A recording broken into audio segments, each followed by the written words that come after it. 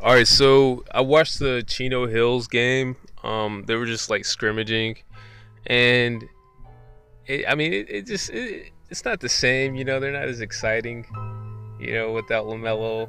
And it just makes me think about how like things get out of control. Like whenever people like everyday people don't know how to like come to an agreement or an understanding. Like about anything. Like if there's something that goes wrong between people, the first thing they do is they just start blowing stuff out of proportion. You got that coach there. The first thing he does is, tell Lamelo, oh, that 50 shots a game thing, that's done. That's the first thing he does, right? And that's hostile. That's like, what I mean? I know you want to be a stern coach, but that shouldn't be the first thing that's said. At least that's what LeVar said. That was the first thing the coaches, trying to say, like, oh, this is we're starting a new regime here, So that's kind of hostile. And then you got LeVar.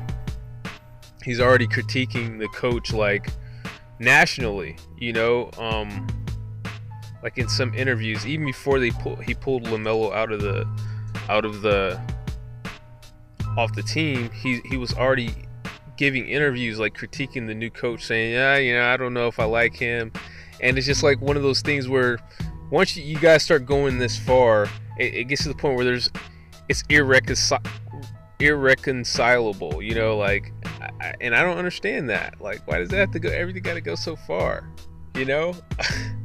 These guys could have came to an agreement, and now like it's like this permanent thing. Like it kind of reminds me like the 50 Cent versus Game thing, where 50 Cent kicks him out of the group over something that was really small, and then Game, what does he do? He goes to the studio. I mean, not to the studio, to the radio station, and somebody ends up getting shot. And it's like years later, he's like, "Can you let me back in the group?" Like, no, no, I can't. Like people just make those type of decisions, like permanent decisions, like.